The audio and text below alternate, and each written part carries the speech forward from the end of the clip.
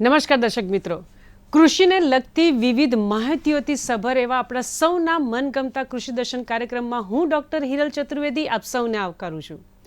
મિત્રો, કપાસ, જો આપણે કપાસની વાત કરીએ તો એ ગુજરાતનો અગત્યનો રોકડિયો પાક કહેવાય છે. અને કપાસનું જો તમારે વધારે ઉત્પાદન મેળવવું હોય તો બીજ એ એક અગત્યનું પરિબળ છે. બીજની જો વાત કરીએ મિત્રો, તો બીજ એ જનનિક રીતે શુદ્ધ અને ગુણવત્તાવાળું હોવું જોઈએ એવું આપણા નિષ્ણાંતો કહે છે. પણ શા માટે હોવું જોઈએ? આજે કૃષિ દર્શન કાર્યક્રમમાં આપણે વિષય રાખ્યો છે કપાસમાં બીજ ઉત્પાદન વધારવાની ચાવીઓ. અને આ વિષય અંતર્ગત આજે આપણને વિસ્તૃત માહિતીના માર્ગદર્શન આપવા માટે આપણી સાથે ઉપસ્થિત છે ડૉક્ટર જે.એમ. પટેલ સાહેબ. હું પટેલ સાહેબનો પરિચય આપું. તેઓ સહ સંશોધન વૈજ્ઞાનિક, કપાસ સંશોધન કેન્દ્ર, સરદાર દાંતીવાડા કૃષિ યુનિવર્સિટી તલોદ ખાતે પોતાની હાલ ફરજ બજાવે છે. તો ચાલો પટેલ સાહેબને મળીએ અને આજે કપાસ છે એમાં બીજ ઉત્પાદન વધારવાની ચાવીઓ એ અંતર્ગત વિસ્તૃત ચર્ચા કરીએ. કાર્યક્રમની શરૂઆતમાં સૌપ્રથમ આપનું સ્વાગત છે સાહેબ. નમસ્કાર. નમસ્કાર. પટેલ સાહેબ, આમ તો આપણે આખી ચાવીઓ વિશે વાત કરીશું, પણ સૌ પ્રથમ આપણે કાર્યક્રમમાં જ્યારે કપાસની જે પાકમાં એ બીજ ઉત્પાદનની પદ્ધતિઓ એનાથી આપણે કાર્યક્રમની શરૂઆત કરીએ. એ કઈ કઈ છે સાહેબ? બિલકુલ. કપાસમાં જ્યારે બીજ ઉત્પાદન કરવાનું હોય ત્યારે સામાન્ય રીતે બે પદ્ધતિઓથી બીજ ઉત્પાદન થાય છે. એમાં પ્રથમ છે પરંપરાગત બીજ પદ્ધતિ અને બીજી છે એ નરવંધત્વ બીજ પદ્ધતિ છે. બરાબર છે. પણ આજે બે પદ્ધતિઓ હોય, જ્યારે પરંપરાગત કે બિનબંધત્વની વાત કરીએ, આ બંને પદ્ધતિઓ વિશે ડિટેલમાં એટલે સાહેબ જાણવું જરૂરી હોય છે કે નિષ્ણાંતો કહે છે કે અમુક વસ્તુની પદ્ધતિ હોય કે યોજના હોય કે કોઈ કાર્ય હોય, જેને ડિટેલમાં સમજીએ તો એનો આપણે વધારે ઉપયોગ કરી શકીએ. તો આ બંને પદ્ધતિઓ એની ડિટેલમાં અમને જાણકારી આપશો. પરંપરાગત પદ્ધતિની અંદર નર અને માદાનો ઉપયોગ કરી અને સંકર બીજ ઉત્પાદન કરવામાં આવે છે. આ પરંપરાગત પદ્ધતિની અંદર જે માદા પુષ્પ છે એ પૂર્ણ રીતે વિકસિત, એટલે એની અંદર નર અને માદા આ બંનેની રજ હોય છે. જ્યારે નરવંધ્યત્વ પદ્ધતિ છે એની અંદર નર અને માદા બંનેમાંથી જે માદાના જે પુષ્પ હોય છે એની પરાગરજ અવિકસિત ચીમળાઈ ગયેલી હોય છે. એટલે એની અંદર ફલિનીકરણ જ્યારે આપણે કરીએ ત્યારે એ નર પરાગરજ દૂર કરવાની રહેતી નથી. જ્યારે પરંપરાગત જે પદ્ધતિ છે એની અંદરથી સંકરણ પહેલાં એ પરાગરજ દૂર કરવી પડે છે. આ બંને પદ્ધતિની ખાસિયતો છે. બરાબર. પણ સાહેબ, ઘણી વખત જ્યારે નિષ્ણાંતો એવું કહેતા હોય કે તમે બીજ ઉત્પાદન વધારો, પણ જ્યારે કપાસના પાકમાં બીજ ઉત્પાદનની વાત આવે તો મારા મિત્રો જે છે, દર્શક મિત્રો છે, એમને પણ જાણવું હોય છે કે આ બીજ ઉત્પાદનના ફાયદા શું છે, શું ના કરીએ તો ના ચાલે, તો આપ શું કહેશો? ખૂબ અગત્યનો પ્રશ્ન છે બેન. કોઈ પણ ખેતી કરતા હોઈએ ત્યારે એનું જે અગત્યનું પરિબળ છે એ બીજ છે. સામાન્ય રીતે રાસાયણિક ખાતર, દવાઓ આ બધાનો ઉપયોગ કરતા હોઈએ છીએ, પરંતુ કોઈ પણ પાકનું બીજ અથવા એનું ઉત્પાદન વધારે મેળવવું હોય તો બીજ એક સૌથી અગત્યનું પરિબળ છે. અને જ્યારે સંકર બીજ જ્યારે આપણે ઉપયોગ કરતા હોઈએ તો એના કારણે એક તો ઉત્પાદનમાં વધારો થાય છે. જે ખેડૂત ઉત્પાદન કરે છે એનું ઉત્પાદન પણ એક ગુણવત્તાયુક્ત હોય છે. તદુપરાંત આ જે સારું બીજ હોય છે, સંકર બીજ હોય છે, એ જુદા જુદા પ્રકારના રોગ અને જીવાતો સામે પ્રતિકારક શક્તિ પણ ધરાવતું હોય છે. એટલે આ પ્રકારે ઉત્તમ બીજના ખૂબ જ ફાયદા રહેલા છે. બરાબર છે.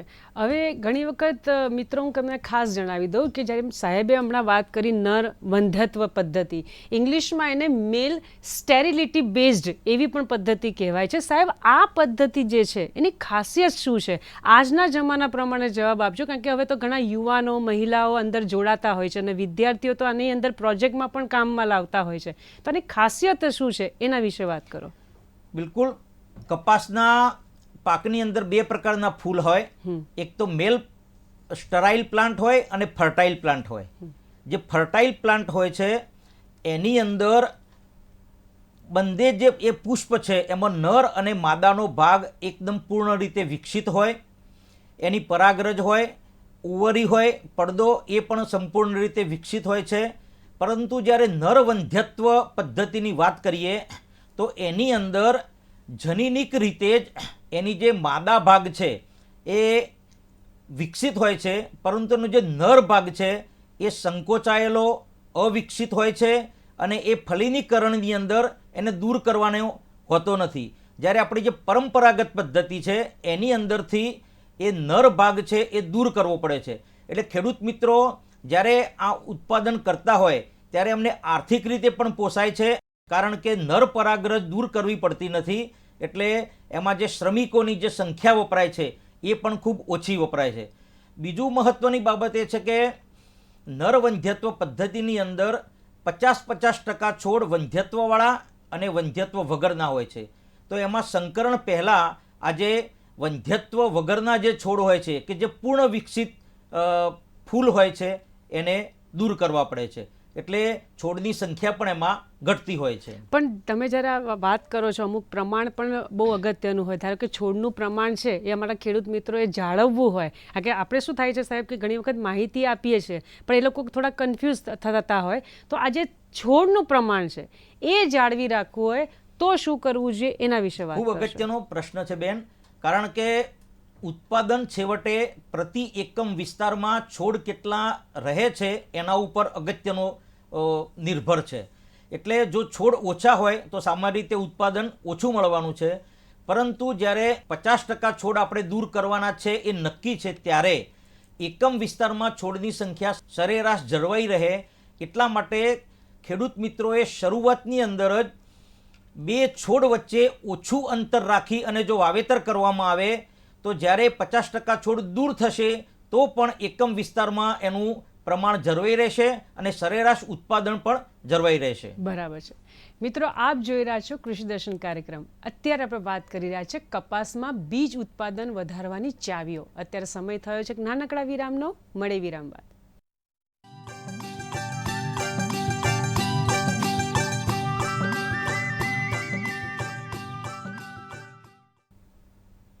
વિરામ બાદ ફરીથી આપનું સ્વાગત છે. મિત્રો, આપ જોઈ રહ્યા છો કૃષિ દર્શન કાર્યક્રમને. અત્યારે આપણે વાત કરી રહ્યા છે કપાસમાં બીજ ઉત્પાદન વધારવાની ચાવીઓ. તલોદથી પધારેલા ડૉક્ટર પટેલ સાહેબ સરસ માહિતી આપી રહ્યા છે. અત્યાર સુધી તો આપણે ખાલી એ વસ્તુને સમજ્યા છે કે બીજ ઉત્પાદનનું શું ખરેખર મહત્ત્વ છે અથવા શું થાય છે.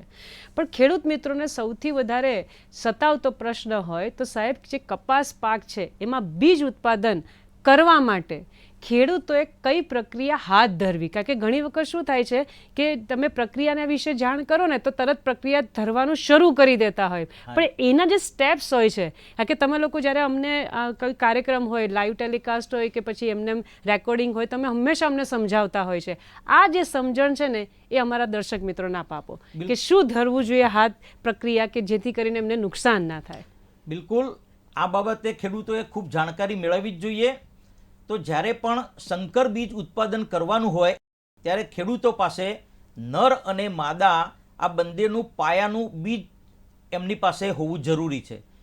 સામાન્ય રીતે આ પાયાનું બીજ છે એ દરેક પાસે ઉપલબ્ધ હોતું નથી, પરંતુ જે બીજ ઉત્પાદન કરતી જે સરકારી સંસ્થાઓ છે, સહકારી સંસ્થાઓ છે અને સરકાર માન્ય ખાનગી સંસ્થાઓ છે એ કૃષિ યુનિવર્સિટીઓ પાસેથી બ્રીડર બીજ મેળવી અને પાયાનું બીજ ઉત્પાદન કરતી હોય છે. અને આ પાયાનું બીજ ખેડૂતો મેળવી અને એ સર્ટિફાઈડ બીજ ઉત્પાદન કરે છે. એટલે સૌપ્રથમ તો ખેડૂતોએ ગુજરાત રાજ્ય બીજ નિગમ જેવી સંસ્થા પાસેથી પાયાનું બીજ મેળવવાનું રહે છે.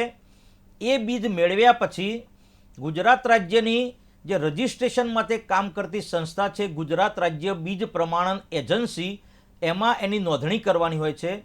અત્યારે જે આ નોંધણી છે હવે ઓનલાઈન પદ્ધતિ થઈ ગઈ હોય છે. એટલે એમાં ખેડૂતનું નામ, સર્વે નંબર, કયા પાક પર તમે પદ્ધતિ ઉત્પાદન કરવા માગો છો એની વિગત ઓનલાઈન રજિસ્ટ્રેશન કરવાની હોય છે. એ પછી બીજ પ્રમાણન એજન્સીના અધિકારીઓ સ્થળ ઉપર એની ચકાસણી કરતા હોય છે અને ચકાસણી કર્યા પછી એનો અહેવાલ આપે એ પછી ખેડૂત યોગ્ય રીતે બીજ ઉત્પાદન કરી શકે છે. અને એમાં અમે જાણ્યું હોય છે કે જ્યારે ચકાસણી કરતા હોય એ દરમિયાન જો ખેડૂતોથી કોઈ ભૂલ થતી હોય ને તેને માર્ગદર્શન પણ યોગ્ય આપતા હોય છે. હવે સાહેબ, ધારો કે આ જે કપાસ પાક છે એમાં બીજ ઉત્પાદન કરવા માટે, કારણ કે ખેડૂત મિત્રોને પણ ખબર છે કે નર માદા લાઈનોનું જે વાવેતર છે એ કરવા માટે શું ધ્યાન રાખવું જોઈએ એના વિશે વાત કરો. બિલકુલ, કારણ કે કપાસમાં સંકર પદ્ધતિથી બીજ ઉત્પાદન કરવાનું હોય છે એટલે એ પ્રક્રિયા થોડીક વિશેષ છે. એમાં નર અને માદાનું વાવેતર છે એ અલગ કરવાનું હોય છે. આ નર અને માદા વચ્ચે 5 મીટરનું અંતર, જેને આઇસોલેશન ડિસ્ટન્સ કહેવામાં આવે છે, એ રાખવું પડે છે. બીજી મહત્વની વસ્તુ એ છે કે સામાન્ય રીતે 3:1 રેશિયો, એટલે 3 લાઈન માદાની કરતા હોઈએ તો 1 લાઈન નરની કરવાની હોય છે. પરંતુ ખાસ મહત્વનું, નર અને માદા અલગ અલગ વાવેતર કરવા પડે છે. એટલે આ માટે જો 1 એકર વિસ્તારની અંદર આપણે બીજ ઉત્પાદન મેળવવું હોય તો માદાનું 480 ગ્રામ બિયારણ વપરાય છે, જ્યારે નરનું 250 ગ્રામ બિયારણની આપણે જરૂર પડે છે. મહત્વની બીજી એક વસ્તુ છે વાવેતરનો સમયગાળો. સામાન્ય રીતે એવા પણ પ્રકારના નર માદા હોય છે કે જેની અંદર પુષ્પો બંને નર અને માદા લાઈનોમાં એક સાથે આવે છે. જો એક સાથે પુષ્પ આવતા હોય તો સમયગાળો ફેરફાર કરવાની આવશ્યકતા નથી. પરંતુ આ પુષ્પ આવવાના સમયગાળામાં જો ફેરફાર હોય, કોઈ એક લાઈન વહેલા અથવા મોડી આવતી હોય, તો નર લાઈનનું 2 હપ્તામાં વાવેતર કરવું જોઈએ. કારણ કે જે પરાગરજ મેળવવાની છે એ છેક સુધી મળી રહે એટલા માટે 2 હપ્તામાં વાવેતર કરવું જોઈએ. બરાબર. જ્યારે અલગ અલગ લાઈન કરવાની વાત આવી ને સાહેબ, એટલે મને પણ અંદર પ્રશ્ન આવ્યો, જેમ એક ખેડૂત મિત્રને આવતો હોય કે શા માટે. એમાં તમે ખાસ કહે છો કે કપાસના પાકમાં અલગીકરણ એ અંતર કરવું જોઈએ. એ તો મારે અલગીકરણ અંતર વિશે પણ જાણવું છે ને અમારા દર્શક મિત્રોને એ જણાવો કે એ કેટલું રાખવું જોઈએ, તો તમે શું કહેશો? આ ખૂબ જ અગત્યની કાળજી માગી લે એવી પ્રક્રિયા છે. કારણ કે બીજને આપણે શુદ્ધતા હોય તો જ એને આપણે બીજ કહીએ છીએ. એટલે આ જનીનિક શુદ્ધતા જાળવવા માટે અલગીકરણ અંતર રાખવું ખૂબ અગત્યનું છે. અલગીકરણ અંતર એ કપાસની બીજી જાતો અને નર અને માદા આ બંનેમાં અલગીકરણ રાખવું હોય જરૂરી છે. એટલે જો બીજી પ્રકારના જાતથી આપણે બીજ ઉત્પાદન કરતા હોઈએ તો એમાં 30 મીટરનું અંતર રાખવું પડે છે. કારણ કે જે પરાગરજ ઉડી અને માદાની જે લાઈનોમાં આવવાની હોય છે એમાં કપાસ પાકમાં નરની જે પરાગરજ છે એકદમ સ્ટીકી અને ચીકણી હોય છે. એટલે સામાન્ય રીતે પવનથી ફેલાતી નથી. એટલા માટે ઓછું અંતર હોય તો પણ ચાલે છે. એટલે 30 મીટર અંતર પર્યાપ્ત છે. જ્યારે નર અને માદા આ બંને વચ્ચે 5 મીટરનું અંતર પર્યાપ્ત છે. અચ્છા, તો એ સંકરણ છે એ જો કરવું હોય તો એના પહેલાં શું કાળજી રાખવી જોઈએ, એને થોડું ડિટેલમાં એટલા માટે કારણ કે મને પણ એવું લાગે છે કે આ અગત્યનો મુદ્દો છે ને ખેડૂતોએ ધ્યાન આપવું જોઈએ. આપ શું કહેશો સાહેબ? બિલકુલ ધ્યાન કરવા જેવો આ મુદ્દો છે. સંકરણની જે પ્રક્રિયા છે એ હાથ ધરતા પહેલાં સૌ પ્રથમ તો જે જુદા પ્રકારના જે છોડ આવે છે, જુદા પ્રકારના છોડ એટલે ઊંચાઈ જુદી હોય, નર જે પરાગરજ છે એનો રંગ જુદો હોય, પુષ્પનો રંગ જુદો હોય, પાનનું જે પર્ણ છે એ ખાચા હોય, એ જુદા પ્રકારના હોય. ટૂંકમાં વાત કરીએ તો જુદા પ્રકારના છોડ કે જેની અંદર જનીનિક વિભિન્નતા છે એ છોડ સૌપ્રથમ એમાંથી દૂર કરવા પડે. એટલે આ છોડ દૂર કરીએ તો જ આપણે જનીનિક રીતે શુદ્ધ બિયારણ પેદા કરી શકીએ. બીજી મહત્વની બાબત છે કે નર વંધ્યત્વ જે પદ્ધતિ છે એની અંદર 50% છોડ છે એ નર વંધ્યત્વવાળા અને 50% છોડ છે એ પૂર્ણ વિકસિત ફૂલવાળા હોય છે. એટલે સંકરણ પ્રક્રિયા ચાલુ કરતા પહેલાં આ 50% છોડને દૂર કરવા પડે છે અને પછી જ સંકરણ પ્રક્રિયા હાથ ધરવી જોઈએ. બીજી મહત્વની બાબત છે કે સંકરણ પ્રક્રિયા કરતા પહેલાં લાલ ટેગ આપણી પાસે ઉપલબ્ધ હોવી જોઈએ. આ લાલ ટેગ શા માટે ઉપલબ્ધ હોવી જોઈએ, એનાથી શું ફાયદો થાય? આ જે સંકરણ પદ્ધતિ છે એની અંદર આપણે જ્યારે સંકરણ કર્યા હોય એવા જે ઝીંડવા જે ઓળખવા હોય તો એ ઓળખવા હોય. કારણ કે વીણી જે આપણે કરવાના છીએ એની અંદર એ સંકરણ કરેલા ઝીંડવા જ આપણે વીણી કરવાના છે. એટલા માટે એની ઓળખ માટે આ ટેગ લગાવવી ખૂબ અગત્યની છે. અને આ એટલા માટે મેં તમારા પાસેથી માહિતી લીધી સાહેબ કે છોકરાઓ હોય, વિદ્યાર્થી જે લોકો ખરેખર આ ફિલ્ડમાં આગળ આવવા માંગતા હોય તો એમના માટે આ જરૂરી હતું. હવે સાહેબ જે કપાસને આપણે અત્યારે વાત જ કરવાના છે કપાસ પાકની, તો એના બીજ ઉત્પાદનમાં આ જે સંકરણ પ્રક્રિયા તમે કીધી એમાં શું કાળજી રાખવી છે એના વિશે વાત કરો. સંકરણ પ્રક્રિયાની અંદર ખૂબ કાળજી લેવાની હોય છે. કારણ કે જે પરંપરાગત બીજ પદ્ધતિ છે એની અંદર જે નર ભાગ છે, સામાન્ય રીતે જે પૂર્ણ વિકસિત ફૂલ હોય એમાં 2 ભાગ હોય, એક નર ભાગ હોય, બીજો માદાનો ભાગ હોય. તો પરંપરાગત બીજ પદ્ધતિની અંદર આ જે નર ભાગ છે એને દૂર કરવો જરૂરી છે. આ નર ભાગની અંદર ઉપર પરાગરજ આવે છે, એટલે આ નર ભાગ એક તો સૌ પ્રથમ એક જ પ્રયત્નોથી દૂર કરવો જોઈએ. કારણ કે જો વારંવાર પ્રયત્ન કરવામાં આવે તો એની જે પડદો હોય છે, જે ઓવેરી હોય છે, જેની અંદરથી પરાગરજ પસાર થતી હોય છે, એ ઓવેરી જો તૂટી જાય તો બીજ બેસતું નથી. એટલે અગત્યની કાળજી એ રાખવાની હોય, આ પડદો બિલકુલ તૂટવો ના જોઈએ. બીજી મહત્વની વાત છે કે એની જે પરાગરજની જે રજ છે એ ફૂલ ઉપર બિલકુલ રહેવી ના જોઈએ. કારણ કે જો એ રજ રહેશે તો સ્વપરાગનયન એટલે પોતાનું જ ફૂલથી એનું જ પરાગનયન થાય, એટલે એમાં સંકરણ બીજ બનતું નથી. એટલે આ બહુ ખૂબ અગત્યની કાળજી રાખવી જોઈએ. બરાબર છે. મિત્રો, આપ જોઈ રહ્યા છો કૃષિ દર્શન કાર્યક્રમ. અત્યારે આપણે વાત કરી રહ્યા છે કપાસમાં બીજ ઉત્પાદન વધારવાની ચાવીઓ. અત્યારે ફરીથી સમય થયો છે નાનકડા વિરામનો. મળે વિરામ બાદ.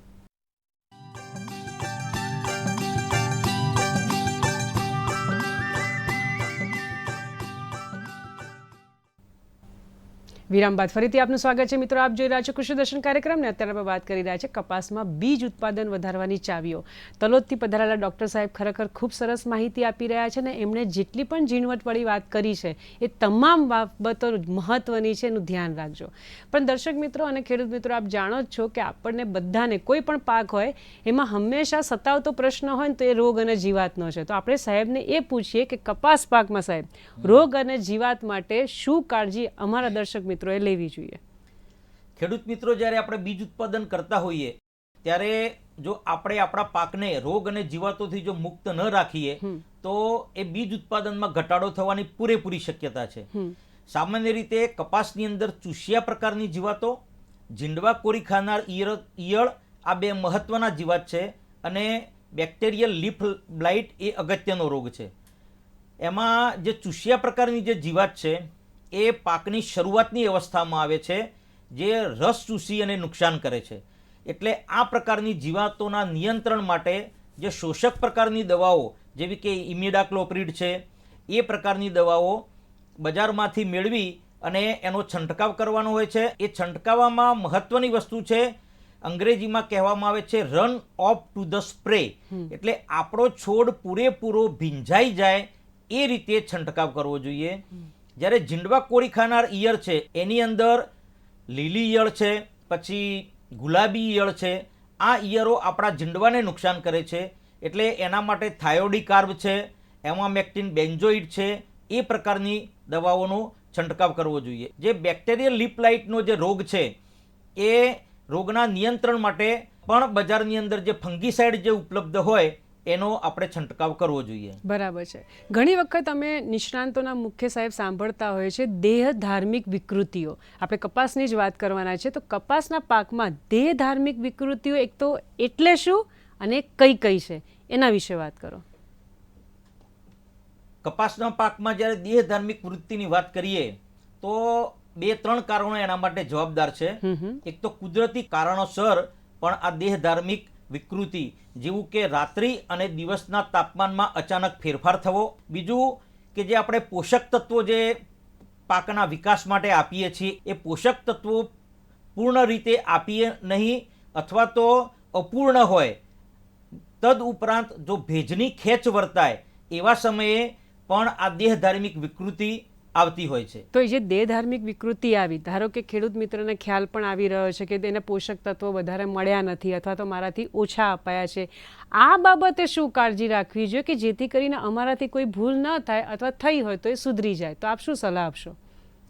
એમાં જ્યારે પોષક તત્વોની ઉણપના કારણે દેહ ધાર્મિક વિકૃતિ આવે ત્યારે 2% યુરિયા અને પાન લાલ થઈ જવાની પ્રક્રિયા હોય એ વિકૃતિ આવે ત્યારે 1% જે મેગ્નેશિયમ સલ્ફેટનું દ્રાવણ એમાં છંટકાવ કરવાનો હોય છે.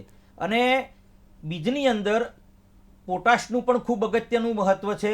એટલે જો પોટાશની ઉણપના કારણે કોઈ પણ વિકૃતિ આવે તો 1% પોટેશિયમ ક્લોરાઇડનું દ્રાવણ બનાવી અને છંટકાવ કરવો જોઈએ. બરાબર છે. હવે મોટા ભાગે સાહેબ કોઈ પણ અમને ઉત્પાદન કરતા હોઈએ તો અમારા ખેડૂત મિત્રોને શેની ઈચ્છા હોય કે હું વધારેમાં વધારે ઉત્પાદન મેળવું, પણ જ્યારે વીણીની વાત આવે ત્યારે લોકો ક્યાંક થાપ ખાઈ જતા હોય. આપણે કપાસની જ વાત કરીએ તો એમાં વીણી વખતે શું કાળજી રાખવી જોઈએ કે બીજની વીણી જો વ્યવસ્થિત ના થઈ તો એમનો કદાચ પાક નિષ્ફળ પણ જાય અથવા આર્થિક નુકસાન થાય. આપ શું સલાહ આપશો?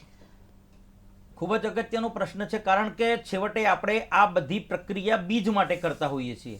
એટલે જ્યારે સંકરણની પ્રક્રિયા પૂર્ણ થઈ જાય એ પછી પૂર્ણ રીતે ખુલેલા હોય, સુકાઈ ગયેલા હોય, કપાસના કાલાની અંદર ખૂબ કાલું એકદમ રીતે ખુલ્લું હોય એ પ્રકારે જ્યારે કાલું હોય એ જ એમાંથી વીણી કરવાની હોય છે. કોઈ કારણોસર એમાં જીવાતનો ઉપદ્રવ લાગેલો હોય અને એમાં એની અસર જોવા મળે તો એ કાલામાંથી કપાસ વીણવાનું ટાળવું જોઈએ. તદુપરાંત જે આપણે આ બીજ મેળવવાના છીએ એ મેળવીએ એને સૂર્યપ્રકાશમાં તપાવવો જોઈએ અને ભેજરહિત જગ્યામાં એને સૂકવવો જોઈએ, તો જ આપણે ઉત્તમ ગુણવત્તાવાળું બીજ મેળવી શકીએ. બરાબર. જેમ કે સાહેબ આપ ડૉક્ટર છો, નિષ્ણાંત છો, ઘણા વર્ષોથી આ ફિલ્ડમાં કામ કરો છો. ધારો કે વિષયને અનુરૂપ માની લો કે કદાચ કોઈને રસ ના જાગ્યો અથવા કોઈ ગભરાતા હોય, એમના માટે કોઈ વિશેષ સંદેશ હોય તો ચોક્કસથી અમારા દર્શક મિત્રોને આપશો. આપનો સંદેશો સાહેબ. આમ તો બીજ ઉત્પાદન એક આર્થિક રીતે આપણને સારો એવો નફો કમાવી આપતું પરિબળ છે. એટલે જ્યારે આપણે બીજ ઉત્પાદન કરીએ ત્યારે એક તો જે જાતની જે પસંદગી છે એમાં ખૂબ કાળજી રાખવી જોઈએ. બીજી મહત્વની છે કપાસ પાકની અંદર જે આપણે ન્યુટ્રિયન્ટ મેનેજમેન્ટ કરીએ છીએ એમાં ખાસ કરીને યુરિયા જેવા, નાઇટ્રોજન જેવા જે તત્વો છે એ એક સાથે ન આપતા હપ્તામાં આપીએ. પછી પાક ઉપર આવતા રોગ અને જે જીવાત છે એનું નિયંત્રણ સારી રીતે કરીએ અને રજિસ્ટ્રેશન પ્રક્રિયા પણ સમયસર પૂર્ણ કરીએ તો ઉત્તમ પ્રકારનું બીજ આપણે મેળવી શકીએ છીએ. અને એવું પણ લાગે છે તમારા સંદેશો સાંભળીને કે કોઈ મહિલા હોય, કોઈ વિદ્યાર્થી હોય, કોઈ યુવાનો હોય સાહેબ, આ કે ઘણી વખત શું થાય વર્ષોથી જે અનુભવી છે એમના પાસેથી તો આપણે માર્ગદર્શન લઈએ છીએ. નવા જે કાર્યક્રમ, કૃષિ દર્શન કાર્યક્રમ હોય કે ફોન ઇન લાઈવ, સાહેબ અમારા હંમેશા દર્શક મિત્રો એટલા જાગૃત છે કે ફોન કરીને બધી માહિતી લેતા જ હોય છે. પણ બને ત્યાં સુધી નિડર થઈને સારી રીતે જેટલું બને એટલું નિષ્ણાંત પાસેથી સલાહ સૂચન લઈને કામ કરીશું અને ઝીણવટભરી વાત જેમ સાહેબે કરી એ તમામ પ્રકારની જો આપણે વાતનું ધ્યાન રાખીશું તો મારા ખ્યાલથી કોઈ પણ પાકનું ઉત્પાદન સાહેબ કેમ ના હોય, બિલકુલ એક આરામથી કરીને તમે આર્થિક રીતે ફાયદો લઈ શકો છો. અને મારા ખ્યાલથી સાહેબની જેમ જેટલા પણ આપણા સરકારી કર્મચારી હોય એ લોકો હંમેશા નિષ્ણાંત ત્યાં ફિલ્ડ ઉપર આવીને પણ એમને સલાહ સૂચન આપતા જ હોય છે. સાહેબ આપની સાથે વાત કરીને ખૂબ મજા આવી અને તલોદથી આપ અહીંયા પધાર્યા અને અમારા દર્શક મિત્રોને કપાસમાં બીજ ઉત્પાદન વધારવાની જે ચાવીઓ અંતર્ગત માહિતી આપી તે બદલ અમદાવાદ દૂરદર્શન કેન્દ્ર વતી તથા અમારા તમામ મિત્રો વતી હું આપનો ખૂબ ખૂબ આભાર માનું છું. ધન્યવાદ બેન, ધન્યવાદ. મિત્રો, આજે કૃષિ દર્શન કાર્યક્રમમાં આપણે તલોદથી પધારેલા ડૉક્ટર જે.એમ. પટેલ સાહેબ પાસેથી કપાસમાં બીજ ઉત્પાદન વધારવાની ચાવીઓ અંતર્ગત માહિતી મેળવી. આપણે સાંભળ્યું જ હશે કે કેટલી સરસ ઝીણવટભરી વાત એમણે કરી છે. પણ આ તમામ બાબતોમાં તમને હજી પણ એવું લાગે કે મને કંઈક કચાશ છે તો તમે હંમેશા એમની સાથે સંપર્ક કરી શકતા હોય છો, અધિકારીઓને બોલાવી શકતા હોય છો અને હંમેશા તમે ઓનલાઈન પણ તમે જોજો આપણા લોકોના યુટ્યુબમાં ચેનલ પણ હોય છે, એની અંદરથી પણ વારંવાર એકનો એક પ્રોગ્રામ જોઈને માહિતી મેળવી શકતા હોય છે. આ તમામ માહિતીનો ભરપૂર ઉપયોગ કરીને સફળતા મેળવો તેવી શુભેચ્છા. ફરી મળીશું આપને નવા વિષય સાથે. ત્યાં સુધી રજા આપશો. નમસ્કાર.